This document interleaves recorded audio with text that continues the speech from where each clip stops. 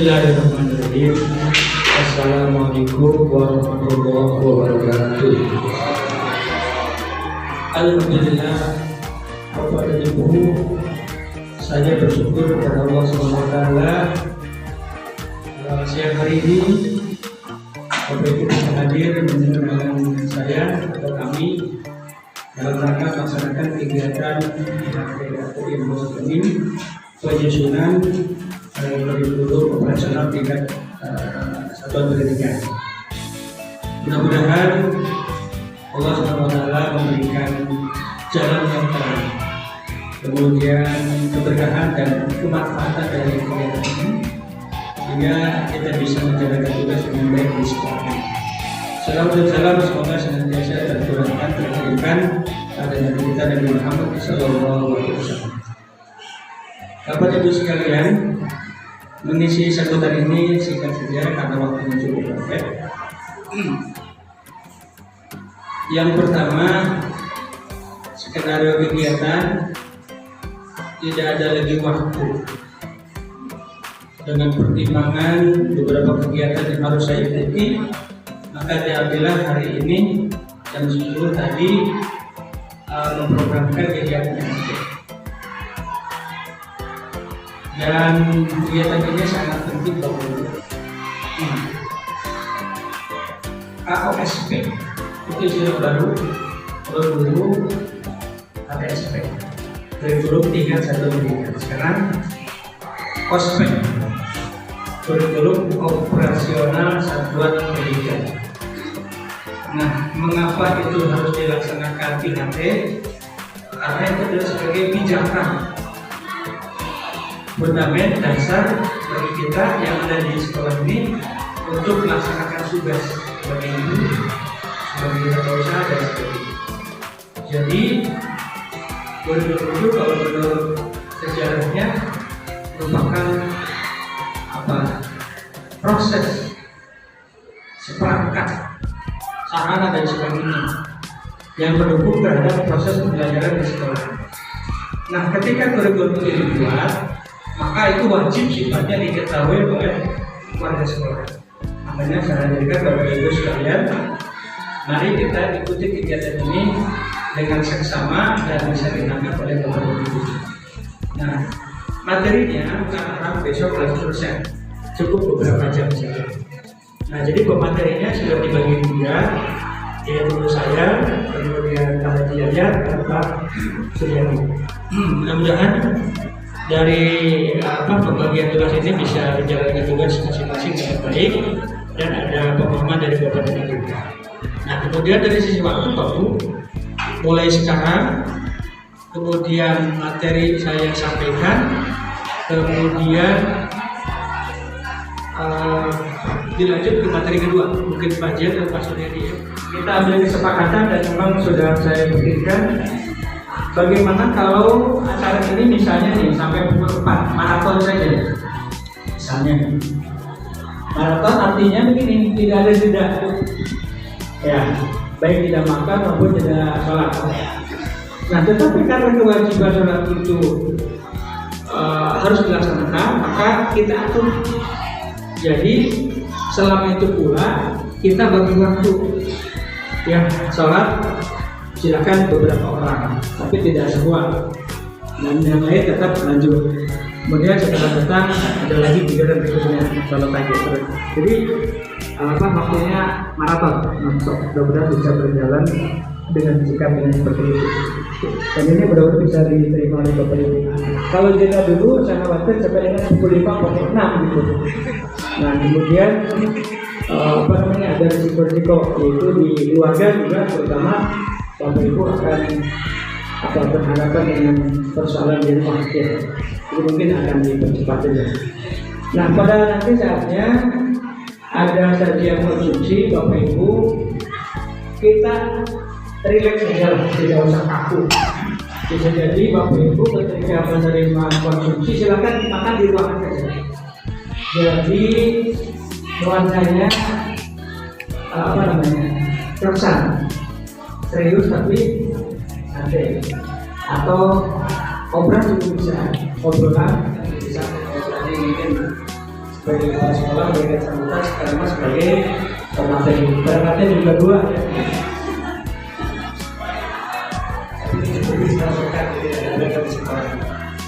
Baik. Tadi sudah saya singgung. Kalau dulu kan SP, sekarang mah ASP atau kospek kan, apa istilahnya begitu ya? Di dalam suatu ya, itu operasional buat pendidikan. Tetapi Pak, ada perbedaan. Kalau KTSP itu masih bernuansa kurikulum 2013 ke sana. Ada KPK, ada kurikulum 2016, dan sebagainya. Kalau KSP sudah bernuansa kurikulum pendidikan. Ya, kurikulum berapa? Wah, apa KSP itu? Panjangannya? Ingatkan ya, apalagi nanti di akhir ada poster. Ini kan apa? Dibalikkan ini iya. Ada soal satu, KSP panjangannya adalah itu. Ya. Bapak Ibu dari sisi bahasa maaf, sering kali memunculkan kalimat ya, Ibu Resi, apa singkatan KSP? KSP itu disingkat. Dia tanyakan singkatan gitu. Kalimat yang salah bukan? Nah, jadi kalau mungkin apa kepanjangan dari KSP? Jadi jangan ditanya apa singkatan dari KSP? Kesingkatan aja dari dulu. Jadi singkatannya begitu. Baik kepada Ibu, bagian awal kurikulum itu berbicara tentang karakteristik atau pandangan umum. Nah ini saya tampilkan gini dulu.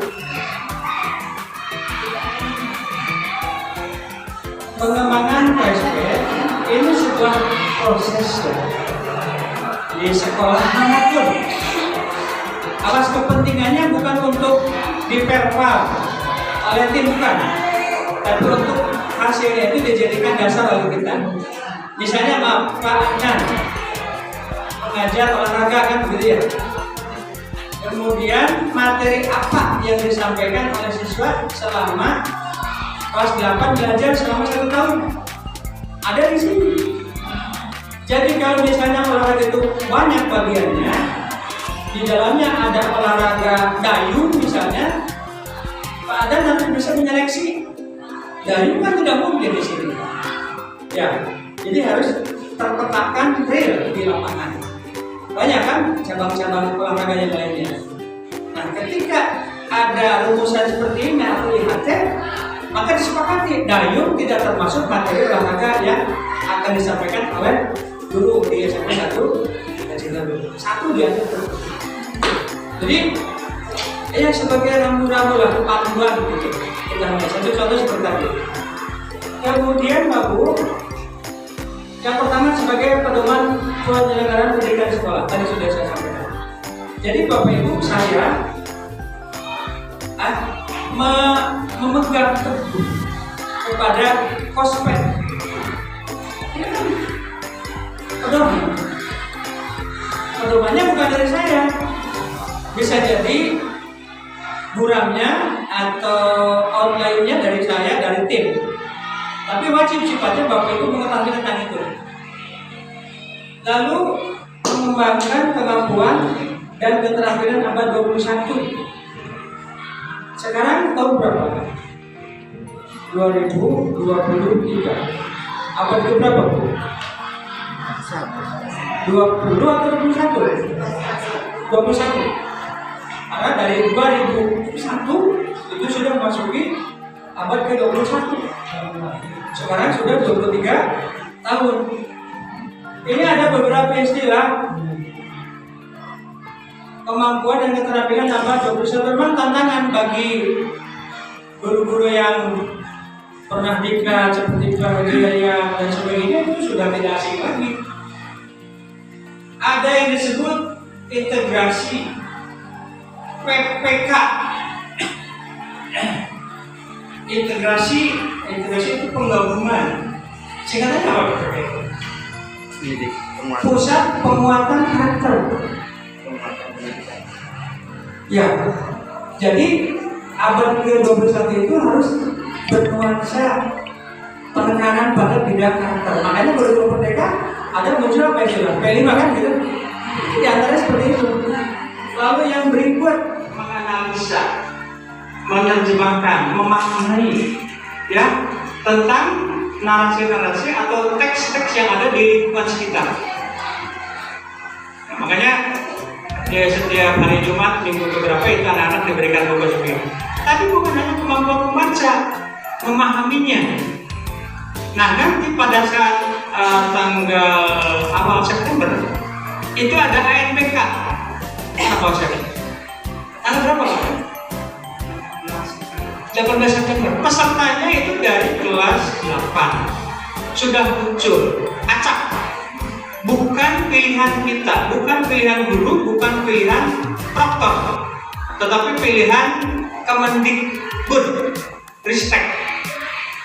45 orang ditambah cadangan 5 orang. Nah, itu sangat bervariasi. Ada yang kategori mampu, ada yang sedang, bahkan ada di bawah. Nah, mereka akan disodorkan, disajikan narasi, kalimat-kalimat. Paham tidak? Sehingga dia mampu menjawab option-option yang disediakan. Itu adalah kemampuan literasi. Nah, sekarang mas sudah agak ketinggalan. Memang ada, tetap literasi ada, tetapi yang dianalisa literasinya bukan lagi narasi. Tidak salah dia. Nah, bahkan ada muncul kata-kata yang sangat simpel, yang sangat rahasia, tapi mereka mampu baca, itu kemampuan literasi. Tidak salah ya. Tapi yang diharapkan oleh pemerintah adalah kemampuan literasi yang muatannya adalah muatan pendidikan. Ada buku, ada majalah, ada berita online dan sebagainya. Makanya saya senang kalau anak-anak ketika bawa HP yang dibukanya adalah berita. Itu kemampuan literasi. Yang berikut baru Fox apa itu? High order thinking skill, berpikir tingkat tinggi. Pernah Bapak Ibu menemukan permasalahan yang membutuhkan hoax? Pernah ya? Dalam soal, kalau kita buka di PMM, itu ada yang kita juga berpikir, jawabnya ini bingung. Ya, itu adalah hoax. Baik, bukan hanya matematika atau IPA saja. Yang biasa dipelajari secara mudah, misalnya bahasa Indonesia ada juga materi berisi ya, ternyata berpikir dengan ini. Nah, yang sering muncul hoax itu adalah dalam mata pelajaran PPKN, UND dan Sandi. Eta hiji saha jawabannya meh sarua. Pernah tidak? Kalau tak kan begitu tuh perlu kejelian kemampuan literasi berpikir dengan tinggi hoax itu ya, dikirim kepada anak-anak. Yang berikut 4C apa Bang? Ada sosialisasi, ada diskusi. Nanti ditetapkan sebagai konspirasi SMP 1 untuk pelajaran 2023-2024. Paham ya? Jangan ada pertanyaan lagi. Saya khawatir saya tidak bisa menjawab. Tak butuh lagi itu ya, menutup diri kalau begitu. Ini udah kalangan guru atau ketika pun ada nanti masuk pada sini ada diskusi. Ya, Bui, ada diskusi kan? Oke. Tapi jangan bertanya apa singkatan dari KAO seperti itu. Terima kasih. Mohon maaf segala pertanyaan. Saya kira mohon beri wassalamualaikum warahmatullahi wabarakatuh. Assalamualaikum warahmatullahi wabarakatuh. Yang pertama kepada kepala sekolah SMP 1 Garut, yang pertama Bapak dan Ibu Kapolsek SMP 1 Garut, yang pertama Bapak dan Ibu guru SMP 1 Garut. Pada kesempatan ini saya diberi mandat untuk memaparkan tentang penyusunan kurikulum operasional satuan pendidikan yang dikenal SOP. Mungkin Bapak dan Ibu sudah tahu ya, kalau dulu kita mengenalnya KSP ya, Jadi sekarang nanya SOP. Sebenarnya SOP itu KOSP ya. KOSP ya. Kurikulum operasional satuan pendidikan. Jadi itu ya, bedanya S dan O ya, jadi itu. Dan ini sebenarnya hanya untuk kurikulum merdeka. Sebenarnya ya, kalau untuk yang masih kurikulum 2013 bisa menggunakan yang namanya KTSP. Tetapi yang karena pada tahun ini kita melaksanakan kurikulum untuk kelas 7, kita yang penyusunan ini disambungkan aja, jadi kena aja dengan KOSP ya. Itu seperti itu. Ya mungkin dalam kesempatan ini saya akan memaparkan bagaimana sedikit ya SOP ini disusun, siapa yang menyusunnya, kemudian apa saja di dalamnya, nanti mungkin di penjelasan apa ini, termasuk dalam hal ini itu kita mau menyusun ya SOP KOSP yang akan diperpak medias yang akan dilaksanakan di bulan Agustus ini, dan nanti hasilnya nanti diperbaiki dan untuk diperpak seperti itu ya. Nah ini ya, penyusunan kurikulum ini untuk KTSP maupun KOSP ini tetap mengacu pada delapan standar pendidikan yang tadi telah disampaikan oleh Bapak Kepala Sekolah. Jadi tetap standar pendidikan kondisi idealnya seperti apa. Jadi kita tetap mengacu ke situ maupun KOSP ya, KTSP juga sana. Jadi itu peraturannya adalah peraturan Menteri Pendidikan dan Kebudayaan tahun nomor 61 tahun 2014 tentang penyusunan ya. Itu sedikit ya. Jadi kemudian selanjutnya ya, adapun dasar hukumnya ya nanti mungkin dijelaskan sama Pak Yadi ya. Ini bahwa kurikulum operasional satuan pendidikan ini adalah kurikulum yang disusun oleh sekolah yang sebagai pedoman atau acuan dalam pelaksanaan kurikulum di sekolah. Jadi sebagai acuan. Jadi kita nanti mengaturnya ke yang sudah dibuat sama sekolah dan dibawa oleh dinas, Kemudian di sini untuk mencapai tujuan tertentu. Yang tujuan tertentu itu apa? Ya, tujuan tertentu itu tujuan pendidikan yang dilaksanakan di sekolah. Ya, mungkin tujuan sekolah yang A yang di sekolah ini disesuaikan dengan potensi daerah, bahasa daerah, ya, kearifan lokal dan lain sebagainya. Jadi seperti itu. Jadi faktor-faktor ini yang akan mempengaruhi penyusunan dalam KOSP, ya, dalam kurikulum operasional sekolah. Selanjutnya Bapak dan Ibu, ya, nanti dokumen KOSP ini hampir sama dengan dari KTSP ya. Nanti ada dokumen 1, dokumen 2, dokumen 3 ya. Jadi nanti dokumen 1 ini dibuat oleh tim pihak sekolah dengan disosialisasikan dan direvisi ya. Jadi nanti ada draftnya pada ini ada draftnya. Nanti Bapak dan Ibu boleh mengusulkan atau memperbaiki nanti yang telah disusun oleh tim seperti itu ya. Jadi ini untuk dokumen 2, dokumen 3 seperti biasa ini adalah oleh Bapak dan Ibu ya, yang tanggung jawab Bapak dan Ibu. Selanjutnya adalah ya, soalnya nanti Bapak Ibu nanti ada diskusi untuk menyusun dan untuk melihat dan yang sudah kami buat ya. Dan apa itu ada satu kurikulum ini mencakup satu tujuan pendidikan nasional, Kopi Belajar Pancasila, standar nasional, struktur kurikulum, prinsip pembelajaran asesmen dan capaian pembelajaran. Jadi ini untuk kurikulum merdeka ya. Walaupun kita misalkan di kelas 8 dan ke 9 masih menggunakan kurikulum 2013, tapi kita diarahkan untuk ke sini ya. Jadi tetap diperkenalkan tentang bagaimana itu Kopi Belajar Pancasila. Selanjutnya adalah, nah ini seperti ini ya. Jadi dalam penyusunan kurikulum operasional satuan pendidikan ini ada yang dikenal dengan fleksibel atau dinamis ya. Ini mengikuti perkembangan zaman ya, berdasarkan kerangka dan struktur kurikulum sesuai dengan karakteristik sekolah. Perbedaannya di mana? Yaitu di karakteristik. Di sekolah perkotaan, di sekolah misalkan di sekolah yang tempat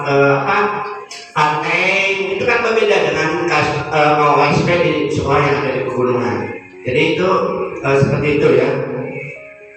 Selanjutnya adalah proses penyusunannya. Nah, ini proses penyusunannya. Yang pertama adalah penyusunan dokumen. Ya, proses dokumen itu siapa yang menyusunnya, apa siapa saja yang dilibatkan ya. Nah, pada kesempatan ini mungkin untuk penyusunan draft mungkin yang dilibatkan tim saja, nanti disosialisasikan ke Bapak dan Ibu, kemudian direvisi ya, diperbaiki, kemudian sesudah diperbaiki dicetak lagi. Visi dan misi sebenarnya kita sudah mengalami beberapa kali penggantian visi dan misi ya. Itu setiap ada pimpinan berubah ya, seperti itu ya.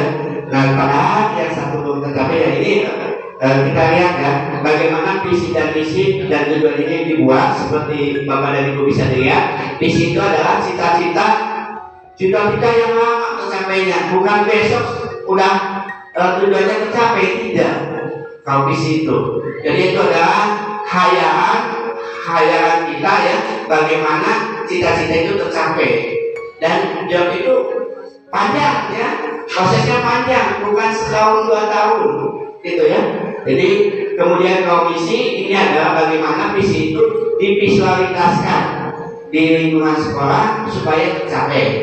Kemudian selanjutnya tujuan. Nah, tujuan ini nanti terkait dengan gambaran hasil dari visi dan misi.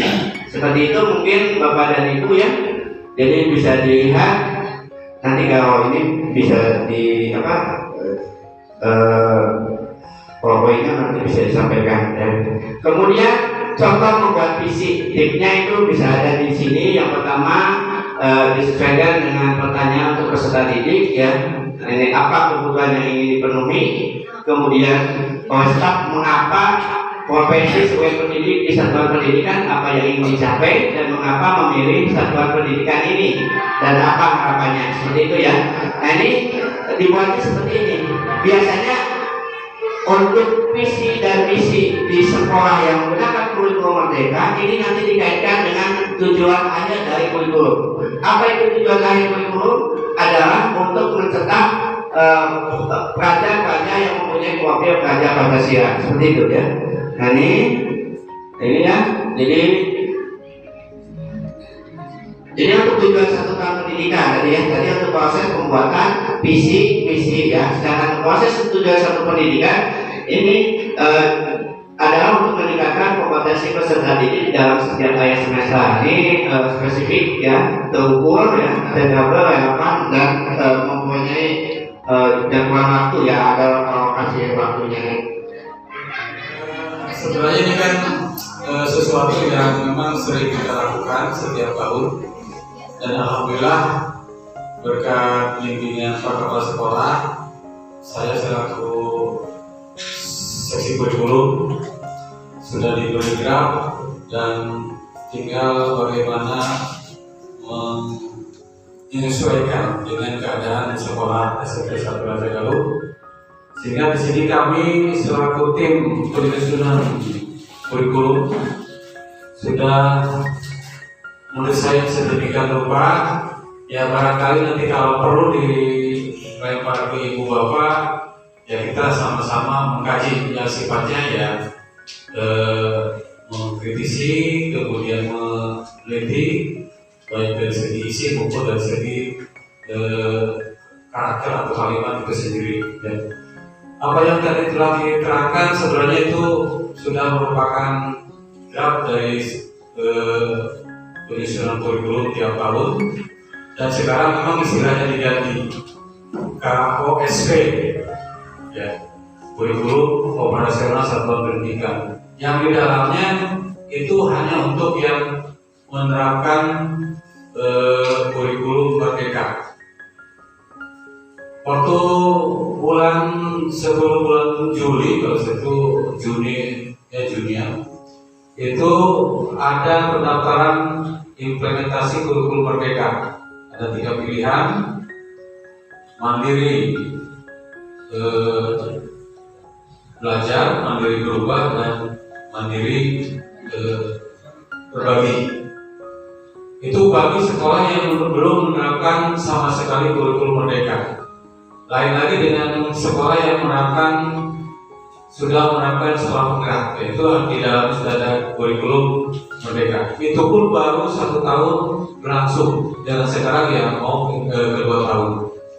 Tatkala saya ditunjuk sebagai seksi kurikulum, kemudian mengikuti bintek implementasi kurikulum, memang agak rumit ya, agak saya sendiri berbagai sumber saya baca, termasuk PMM, kemudian informasi-informasi dari YouTube, internet, terutama menerjemahkan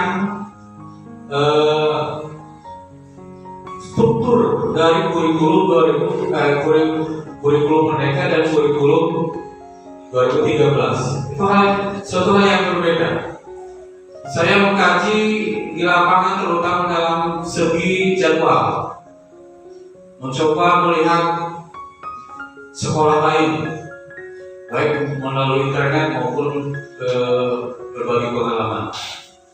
Ada jadwal intrakurikuler, ada jadwal P5, ada jadwal ekstrakurikuler. Terutama penetapan jadwal project ya, P5 itu ada yang tadi ditempatkan di setiap akhir pembelajaran, itu tiap hari 1 jam atau 2 jam setiap hari P5 di akhir pembelajaran.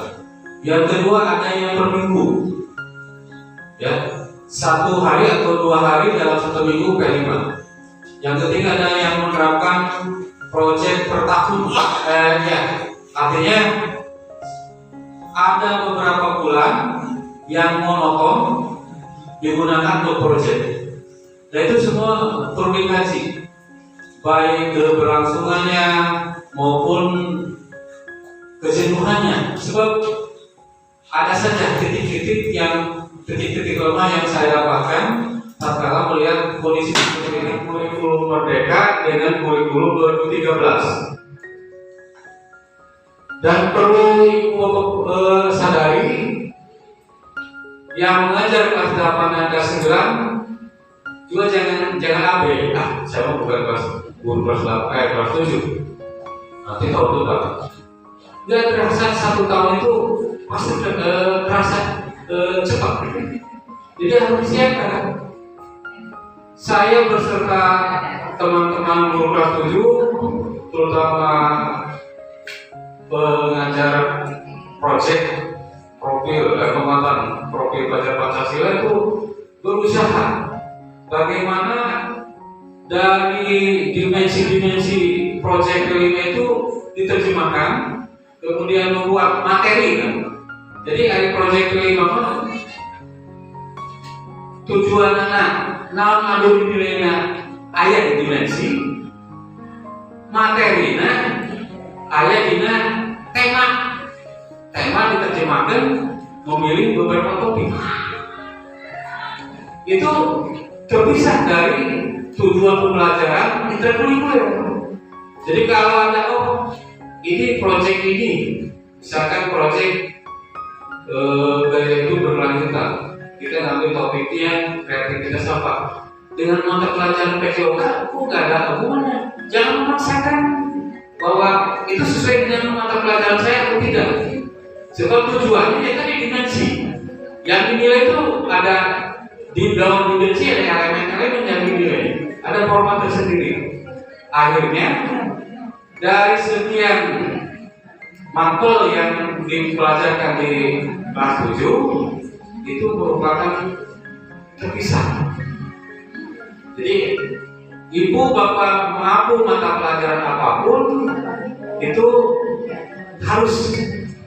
harus bisa, apalagi mengolah bagaimana materi ya, sehingga dalam waktu hampir 120 jam itu harus tersampaikan. Nah seperti kreatif. Sebab 120 jam saya sudah kalkulasi itu hampir 10 minggu. 10 minggu. Dan itu memerlukan kreativitas. Dan alhamdulillah sampai hari ini sudah 4 kali pertemuan, alhamdulillah lancar, dan saya nilai kompak, walaupun memang ada sedikit ya perbedaan dari wajar. Setiap orang pasti punya bawaan masing-masing berbeda. Kita harus bisa sama-sama berusaha berupaya 1 jam itu jangan sampai tidak diakui. Tapi alhamdulillah dengan tersedih, dengan melihat karakteristik polisi sekarang, yang 1 jam itu insya Allah masuk. Cuman yang